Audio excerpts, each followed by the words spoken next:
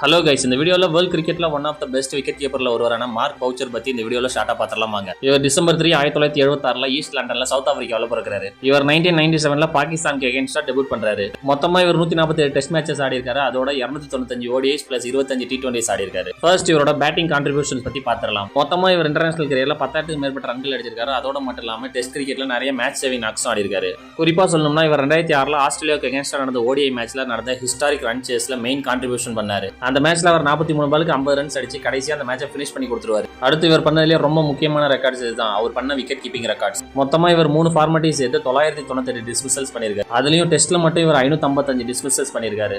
இருக்கிற விக்கெட் கீப்பர்ஸ்லேயே அதிகமாக டிஸ்மிசல்ஸ் பண்ணது மார்க் பவுச்சர் தான். மொத்தமாக இவர் 1000 டிஸ்மிசல்ஸ் ரீச் பண்ணுறதுக்கு வெறும் 2 டிஸ்மிசல்ஸ் மட்டும் தான் தேவைப்படுச்சு. அதை அவரால் ரீச் பண்ண முடியல. ஏன் அப்படின்னு பார்த்தீங்கன்னா அவருக்கு ஒரு ஐ இன்ஜுரி ஏற்பட்டுருச்சு. 2012 நடந்த ஒரு வார்ம் அப் மேட்ச்ல இம்ரான் தாகிர் போட்ட பால் ஸ்டம்பில் அடிச்சு அந்த பைல்ஸ் பறந்து அவரோட லெஃப்ட் கண்ணில் பட்டுருச்சு. இதால அவருக்கு சிவியரான டேமேஜ் ஏற்பட்டுருச்சு. இந்த இன்ஜுரி ஏற்பட்டதுக்கு அடுத்த நாள் ஜூலை 10, 2012 அவரோட ரிட்டையர்மெண்ட்டை அறிவிச்சிட்டாரு. இதே போல சம்பவத்தை நீங்க சிவகார்த்திகேயன் நடிச்ச கனா மூவில பார்த்துருப்பீங்க.